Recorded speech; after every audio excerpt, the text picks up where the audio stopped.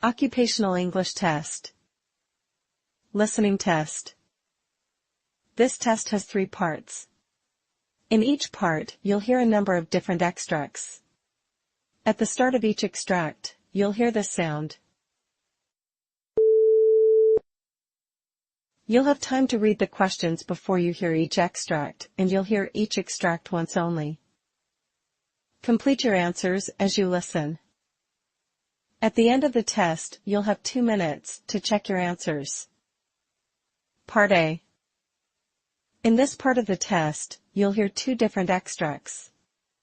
In each extract, a health professional is talking to a patient. For questions 1 to 24, complete the notes with information that you hear. Now, look at the notes for Extract 1. Extract 1, questions 1 to 12. For questions 1 to 12, complete the notes with a word or short phrase that you hear. You now have 30 seconds to look at the notes.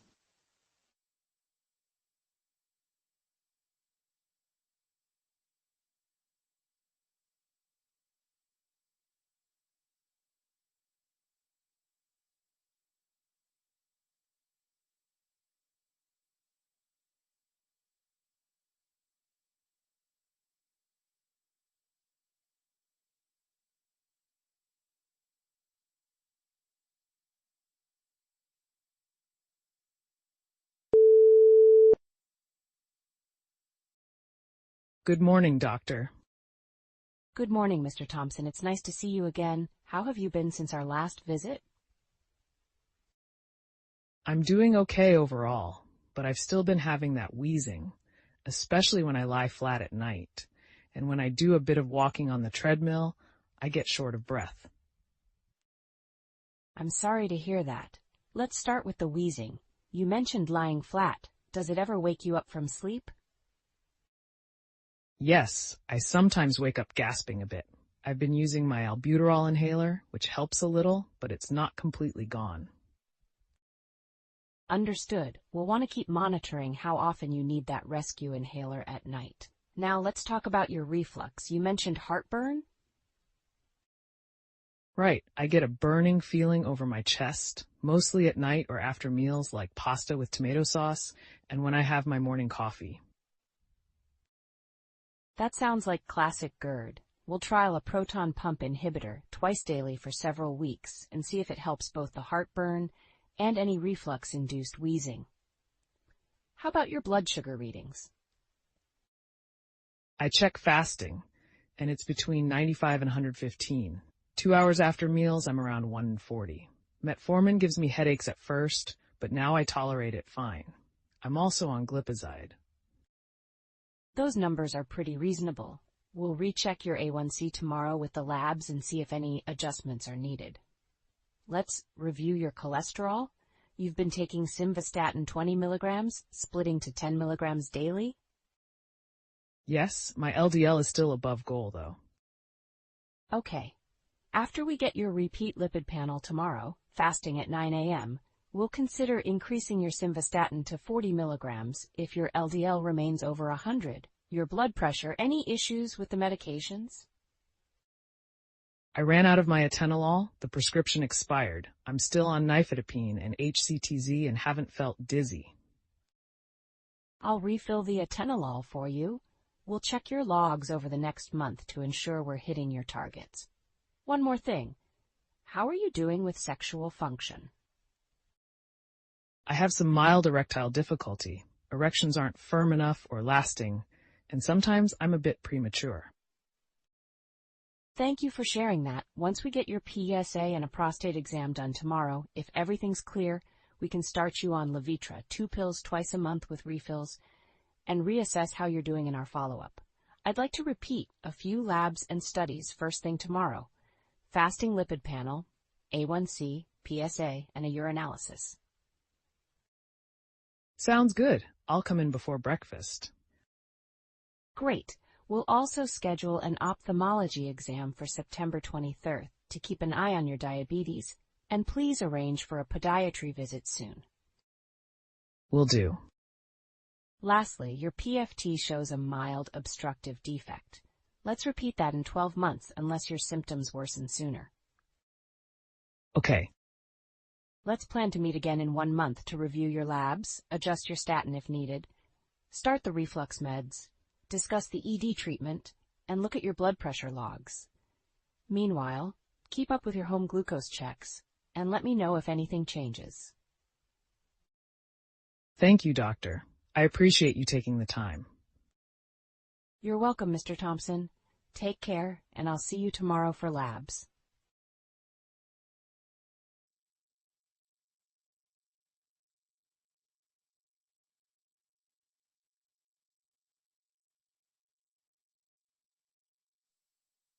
Extract 2, questions 13 to 24. For questions 13 to 24, complete the notes with a word or short phrase that you hear. You now have 30 seconds to look at the notes.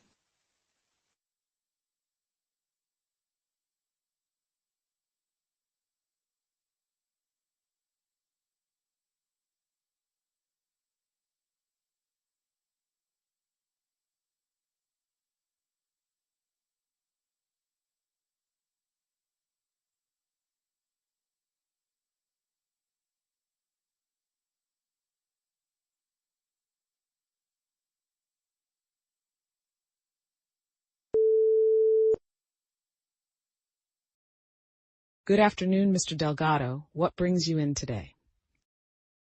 I've been dizzy and lightheaded, and I've had this persistent dry cough and headaches ever since I fell.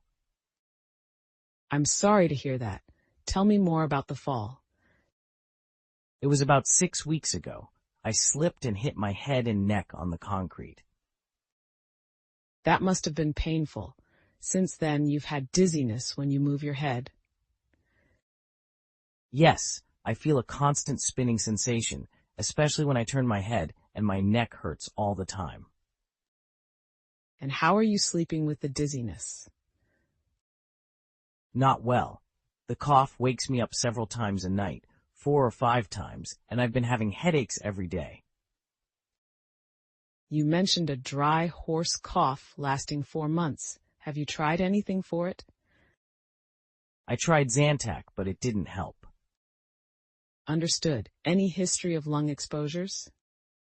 I worked around asbestos years ago. Thank you for sharing that. Have you noticed any worsening shortness of breath? No, my breathing seems okay. Let's talk about your seizures. When was your last one? It was in July last year, and I ended up in the ER. And how are you doing with your phenytoin? I've been inconsistent. Sometimes I miss doses. I see. Your last phenytoin level was low at 6. We need it closer to 10 to 20. We'll adjust that. Okay. How about your mood? You mentioned anxiety. I've been hiding in room, having panic attacks. I have a psychiatry appointment on June 14th. Good that you have that appointment. Let's make sure you have support until then. I'd like to review your blood pressure and diabetes too. Your BP is a bit elevated on lisinopril, and your fasting sugars are running 160 to 180. Post meals are 180 to 220. Yes, they're higher than I'd like. For your blood pressure cough, I suggest switching to losartan. For your diabetes, instead of pioglitazone, we can start glipizide. How does that sound? That makes sense.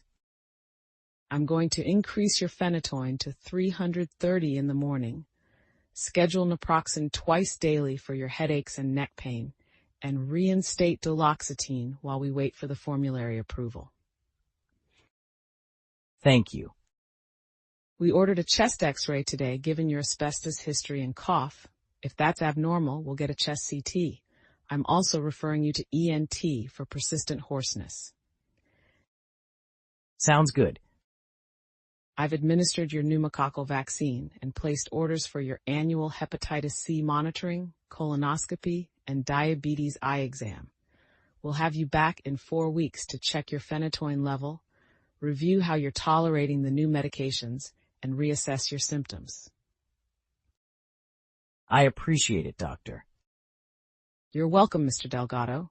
We'll also get you set up with physical therapy to help strengthen your neck and improve your balance. Let's work together to get you feeling better. Thank you. I feel more hopeful. I'm glad to hear that. Take care, and I'll see you soon.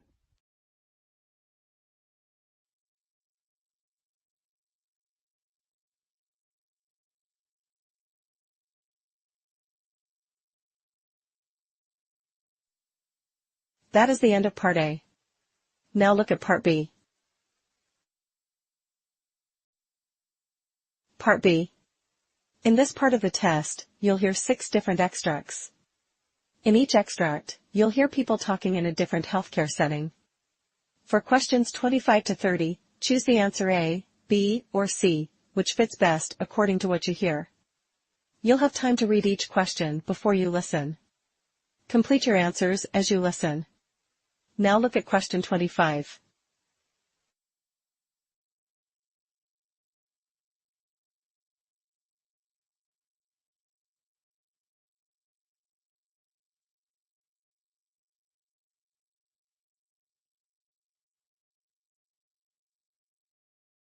I just filed Incident 25 in the Risk Management Portal. 3 dialysis circuits in Pod B clotted within 2 hours last night. I know. The anti-coag pharmacy sent over that new heparin biosimilar because our usual stock is backordered, and the activated clotting times never went above 180 seconds. Exactly. The patients are stable, but we used up every spare dialyzer cartridge on the ward by 3.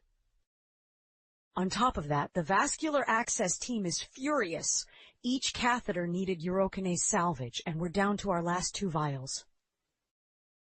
Biomedical engineering thinks the dialysis machine's pressure alarms masked the rising transmembrane pressures, so no one caught the sluggish flow early.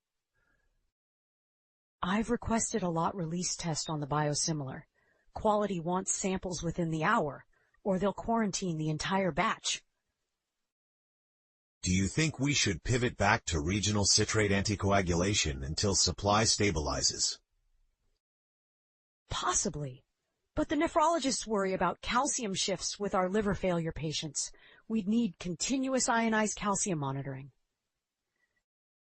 I'll brief Dr. Chen at noon rounds and ask pharmacy to secure low molecular weight heparin as a bridge.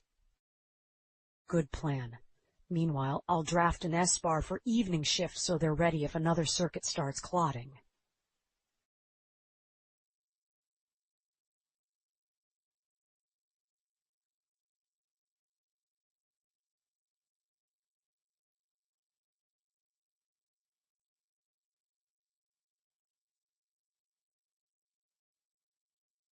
Now look at question 26.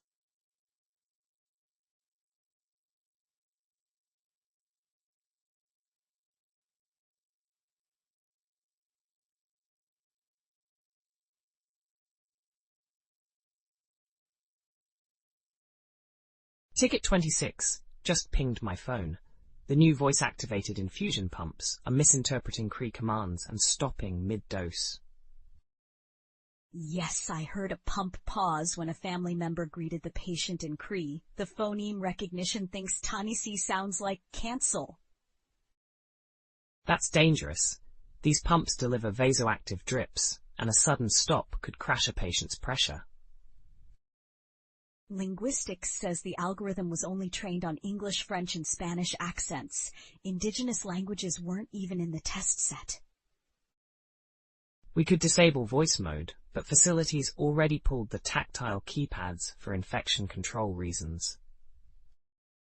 IT can issue a patch tonight, but biomedical policy requires a 24-hour validation before bedside use. So we're stuck with manual workarounds. 2 nurse verbal readbacks for every vocal command in the interim.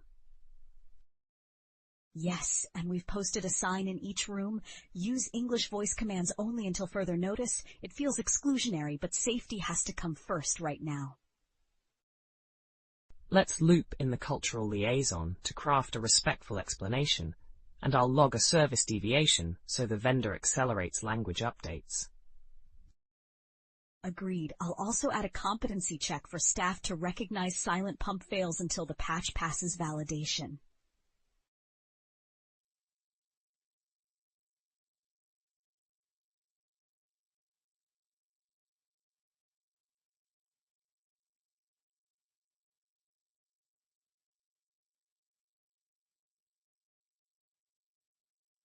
Now look at question 27.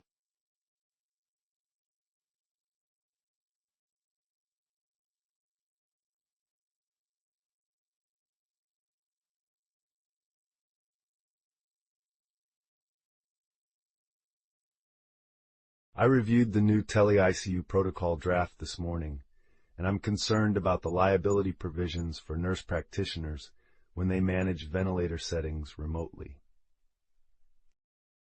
I saw that. The legal team insisted on adding more oversight, but that could delay interventions by up to 10 minutes if the intensivist isn't immediately available. Precisely. 10 minutes in acute respiratory distress can be critical. We need a contingency that allows NPs to adjust PEEP under predefined criteria. What if we embed an automated alert that flags any deviation beyond 2 centimeters of H2O, triggering a secondary call to the intensivist? That could work, but the alert threshold must be dynamically adjusted based on patient compliance and minute ventilation trends. Agreed. I'll collaborate with IT to develop an algorithm that integrates real-time spirometry data before issuing an override alert. Also, we need to schedule a training session so NPs fully understand the algorithm's limits and documentation requirements. I'll arrange a workshop next Thursday with our legal liaison and the ventilator manufacturer rep to ensure everyone is on the same page.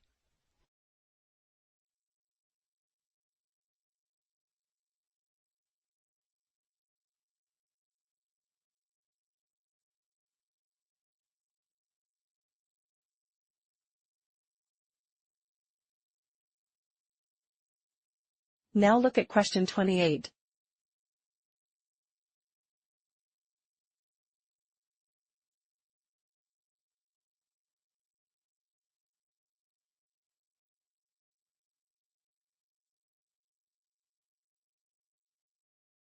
We've successfully installed the Avatar surgical robot in OR3, but our biggest challenge remains credentialing residents for autonomous suturing. The residents want more hands-on time, but hospital policy restricts robot operation to board-certified surgeons until further validation. Perhaps we can pilot a proctoring program where a certified surgeon supervises 2 residents per procedure, with performance metrics logged. Yes, we could measure metrics like tissue handling time, error rate per suture throw, and force feedback anomalies. Those data points will justify expanding access. We should also align with the e-learning module so residents must score above 85% on simulation before live cases. I'll draft a curriculum that combines virtual reality simulation, score-based progression, and incremental autonomy under proctor review. Let's convene the surgical committee next Wednesday to finalize the credentialing pathway and present the data collection plan. I'll prepare the slide deck with preliminary simulation results and the proposed proctor schedule for approval.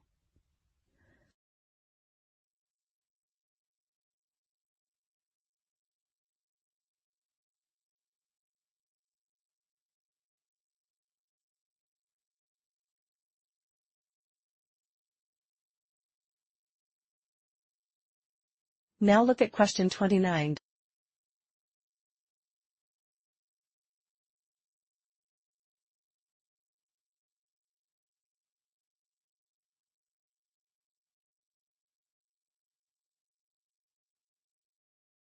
Have you had a chance to test the AR overlay alignment in OR3 this morning? Yes, but the holographic vascular mapping is consistently offset by 2 millimeters when we toggle to low light mode.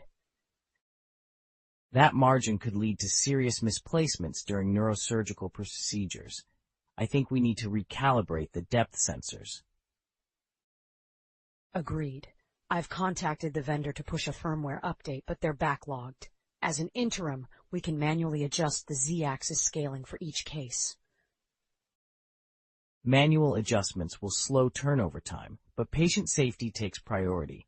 Let's draft a protocol for the surgical techs tonight. I'll coordinate a quick training session and document the recalibration steps in the procedure manual. Good. Let's reconvene tomorrow at 700 to review initial feedback from the morning cases.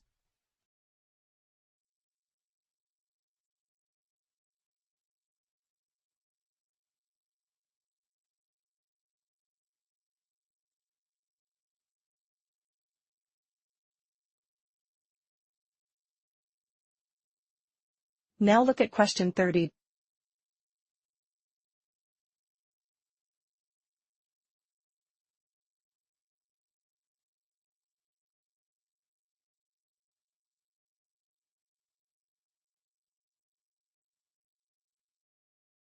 Our IVIG inventory just dropped to 6 vials left after last night's infusion cycle. We can't compromise the immunocompromised cohort. They need at least 1 gram per dose. Given the national shortage, do we defer the moderate-risk patients and prioritize the high-risk ones? That's the only ethical framework. I'll stratify the roster by infection risk score and notify the oncology team. Also, let's explore compounding subcutaneous immunoglobulin for the low-weight pediatric unit. They can maintain trough levels longer. I'll check with pharmacy compounding capacity and update you by noon. Perfect. Meanwhile, can you draft an alert for procurement to bid on emergency allocation from the regional network? On it. I'll also flag this for the next formulary committee meeting.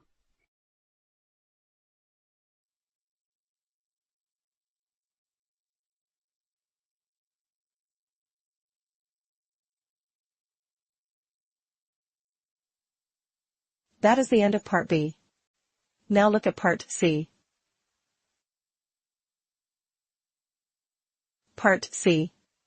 In this part of the test, you'll hear 2 different extracts. In each extract, you'll hear health professionals talking about aspects of their work. For questions 31 to 42, choose the answer A, B, or C, which fits best according to what you hear. Complete your answers as you listen. Now look at Extract 1.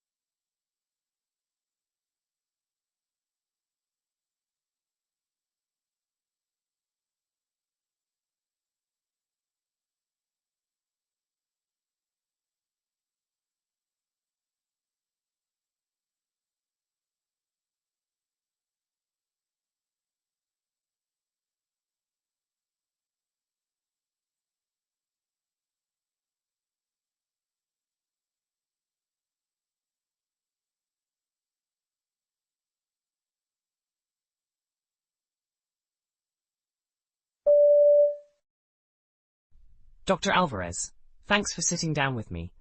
Today I'd like to dig into the emerging evidence around sodium glucose cotransporter 2 inhibitors for older adults with heart failure with preserved ejection fraction, especially those who also have stage 3 chronic kidney disease. Happy to, Alex. The field has moved quickly since Emperor Preserved and Deliver showed a roughly 21 to 25% relative risk reduction in the composite of cardiovascular death and first heart failure hospitalization. What's striking is how consistent the benefit was down to an eGFR of 20 milliliters per min for 1.73 mi squared. Right, and that's lower than where we used to stop dapagliflozin in diabetes management. Before we unpack mechanisms, let me frame a live case from our long-term care ward. Miss Esther Wong, 82 years old, frail phenotype, BMI 19, long-standing hypertension, CKD3B with baseline eGFR 34, and recently echo-confirmed HFpEF with an EF of 58%. She's on ramipril 5 mg, furosemide 20 mg, and metoprolol 25 mg twice daily, but still has NYHA class 3 dyspnea. She sounds like the quintessential patient the Canadian Cardiovascular Society's 2024 focused update had in mind when they shifted SGLT2 inhibitors to class 1-1A for HFpEF, regardless of diabetes status. Mechanistically, their natriuretic effect unloads the left atrium, and the anti-inflammatory, anti-fibrotic myocardial signaling might matter even more in preserved EF. Critics still worry about volume depletion. In the meta-analysis by Vaduganathan et al. Last December, symptomatic hypotension occurred in only 1.2% versus 0.7% with placebo, statistically significant but clinically small. How do you monitor an octogenarian like Ms. Wong without pushing her into pre-renal AKI? First, I'd check her orthostatic vitals and review her diuretic strategy. Many of us have loop diuretic doses at SGLT2 initiation. Second, I preemptively counsel on fluid intake and hold parameters for days with poor oral intake or GI losses. Our EMR order set flags a sick day protocol similar to the UK NICE guidance. Let's talk renal trajectory. The EMPA-Kidney trial hinted at early eGFR dips averaging 3 to 4 milliliters per min, then a flatter slope afterward. In practice, how do you message that to families so they don't panic at the first lab draw? I show them a graphic of the checkmark curve, an initial drop followed by long-term preservation. For Ms. Wong, I draw baseline labs, start empagliflozin 10 mg daily, repeat serum creatinine at 2 weeks, and document that a decline up to 30% without symptoms is expected and not grounds for discontinuation. She's also slightly anemic, hemoglobin 109 grays per wall. So there's a theoretical erythropoietin-mediated bump that could help. The JAMA Cardiology January 2025 pooled analysis suggested a mean hemoglobin rise of 6 to 8 grank after 6 months. Exactly, and that might translate to better functional status. Another nuance is glucose. Her fasting sugars average 5.6 millimoles per liter, so euglycemic ketoacidosis is a remote risk but still real. I ensure her ketone strips are on the MAR and educate the night shift to check hydroxybutyrate if she becomes nauseated. The nursing team asked whether to dose morning or evening. Pharmacokinetically, it doesn't matter, but morning gives us daylight hours to observe diuresis, which is helpful in a facility setting. Agreed. And let's not forget concomitant ACE inhibitor, dapagliflozin's diuretic-like effect can unmask borderline hypotension. I target SBP 100 mmHg and if needed, back off ramipril to 2.5 mg for the first month, then up-titrate once she stabilizes. Cost remains a sticking point. Alberta Blue Cross covers it for HF since February 2025, but private insurers still require a diabetes code. A 30-day supply averages CAB $105. How do you navigate that hurdle? We lean on the special authorization form citing LVEF 50%, NT-proBNP, pain-tainted 300 pg per milliliter, and recent hospitalization. Nearly all requests get approved within 48 hours now that the provincial heart failure pathway recognizes SGLT2 inhibitors as standard. Let's circle back to empirical evidence. The secondary analysis of DELIVER showed older than 75 subgroup derived identical benefit with a hazard ratio of 0.79. Any signal that frailty blunts efficacy? Not yet. In fact, a pre-specified frailty index interaction was non-significant, p = 0.68. That said, the ongoing Fragile HFpEF registry may clarify. Until then, individualized functional assessment, gait speed, grip strength guides my shared decision-making. Ms. Wong also has mild proteinuria, UR 120 mg per gram. The Credence renal composite threshold was lower, but HFpEF trials weren't powered for renal endpoints. Can we extrapolate? Yes, cautiously. Both Emperor and Deliver showed slower eGFR decline even in non-diabetics. The pathophysiology, restoration of tubuloglomerular feedback, should translate independent of hyperglycemia. If she develops candidal balanitis or, in her case, vaginitis, what's your approach? Single-dose fluconazole usually suffices. Education is key: perineal hygiene, staying hydrated, and reporting symptoms early. The absolute risk in women over 75 was 3% in pooled data. Last question. Do you have a monitoring template? Yes. We load a HF-SGL2 smart set, baseline BMP, CBC, HbA1c, UACR, orthostatic vitals, follow-up labs at 2 and 12 weeks, symptom checklist including dizziness, polyuria, genital irritation, and monthly weight trends pulled from PSW flow sheets. Perfect. We'll start Ms. Wong tomorrow and loop back in 2 weeks. Thanks for translating the literature into bedside tactics. My pleasure. It's rewarding to see decades of cardiology and nephrology data converge into something actionable for our oldest patients.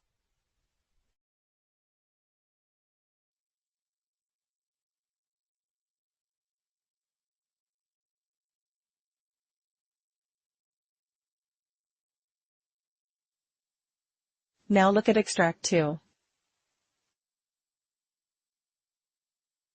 Extract 2, questions 37 to 42.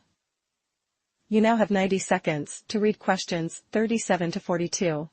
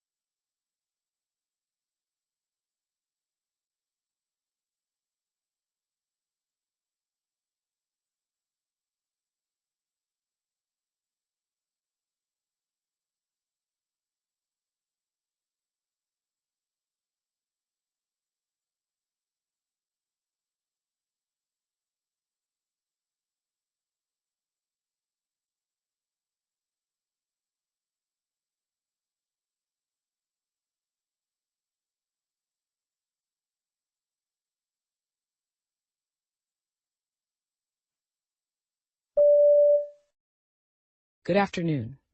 Imagine standing at the bedside of an 87-year-old woman named Clara Jensen, who has just walked a full lap around the ward without a walker, yet her chart still labels her frail. That contradiction is why I'm here today, to reframe frailty from a static label to a dynamic state that can be bent toward resilience. When I met Clara, she had spent 2 weeks in hospital after a low-impact vertebral fracture. The admitting note described advanced frailty based on a clinical frailty scale score of 7. But during our first conversation, she surprised me. She wanted to know whether she could get back to tending her rose garden by spring. I realized her physiological reserve was far more nuanced than any score revealed. Over the last decade, longitudinal cohorts like the English Longitudinal Study of Aging and the Canadian Frailty Observation and Interventions Trial have shown that roughly 1/3 of adults classified as frail transition back to robustness within 18 months. That plasticity challenges the fatalism embedded in many care pathways, where frailty automatically means palliative intent. Clara became my test case for translational resilience science. We began by mapping her deficit accumulation index against modifiable domains: micronutrient insufficiency, sarcopenic muscle mass loss, executive function lag, and social isolation after the death of her bridge partner. Precision nutrition interventions, high leucine oral supplements thrice daily, targeted her mTOR-dependent muscle protein synthesis. We paired that with blood flow-restricted resistance exercise, 3 sets at 30% 1 repetition maximum, shown in a 2023 JAMA study to reverse sarcopenia in octogenarians. But resilience is more than muscle. Clara joined our ward's virtual reality balance training pilot. 15 minutes each morning, she navigated a projected forest path that continuously adjusted perturbations based on her sway velocity. Neuroimaging studies from Kyoto University have demonstrated that such adaptive VR stabilizes cerebellar functional connectivity in just 6 sessions. Within 3 weeks, Clara's grip strength improved from 12 to 19 kilograms. Her gait speed accelerated from 0.6 to 1.0 meters per second, and her Montreal cognitive assessment nudged from 22 to 26. In other words, the metrics that once damned her to decline now declared her rebound. Why did this matter beyond one patient? Because our health economics model, developed with the Institute for Clinical Evaluative Sciences, projects that every 0.1 meter per second increase in gait speed for older adults reduces annual health system expenditures by 1.8 billion Canadian dollars through avoided institutionalization. Frailty is not just a clinical descriptor, it is a macroeconomic lever. Critics argue that biologic age cannot truly be reversed, invoking the inexorable shortening of telomeres. Yet Clara's telomere attrition rate actually slowed over 12 weeks, from 42 base pairs per month to 17, mirroring data from the Finger BioAge extension trial. That suggests we can influence molecular clocks through lifestyle microdoses more affordably than through senolytic drugs, still years from real-world availability. Now consider the microbiome. A 2024 Cell paper found that centenarians possess an abundance of butyrate-producing Odorobacter. Clara's baseline stool sequencing showed depletion of that genus after multiple antibiotic courses. We introduced a symbiotic yogurt containing Odorobacter splanchnicus in collaboration with our hospital's food services. Her next sequencing revealed a 4-fold increase in butyrate pathways, correlating with lower serum IL-6 and CRP. Inflammatory tone fell, and with it went the malaise that dogged her physiotherapy sessions. Some of you may worry about scalability. Our multidisciplinary Frailty to Resilience protocol costs $17 per patient day, less than 1/2 of a single dose of biologic therapy for rheumatoid arthritis. We repurposed underutilized hospital spaces. An old file room became the VR forest, and trained healthcare aides as resistance band coaches, generating new job descriptions without hiring more physiotherapists. The underlying mechanism, I believe, is hormesis. Small repeated stressors, protein pulses, vascular occlusion, vestibular challenge, signal the body to over-recover. This principle echoes the Norwegian Fit for Frail randomized trial, where intermittent hypoxic conditioning improved VO2 max by 18% in just 8 weeks. Clara's story mirrors that data, turning academic insight into bedside practice. 6 months after discharge, I visited her home. She met me at the gate, pruning shears in hand, cheeks smudged with soil. We walked her garden path, 90 measured steps, and she did not once reach for my arm. Her electronic health record still flashes a frailty flag, but the woman before me was undeniably robust. What lessons can we extract? First, frailty scales must evolve from static predictors to dynamic dashboards, integrating wearables that stream grip strength and gait speed data directly into the record. Second, funding models should reimburse gains in function, not just hours billed, incentivizing health systems to chase resilience. And finally, language itself must shift. Telling patients they are frail without acknowledging reversibility becomes a nocebo that blunts neuroplastic potential. I will close with Clara's own words, spoken on her 88th birthday. I thought roses only bloomed once a season, but it turns out they can bloom again if you prune them just right. Our task as clinicians and researchers is to become master pruners, trimming the dead wood of nihilism and nurturing the buds of resilience. Thank you.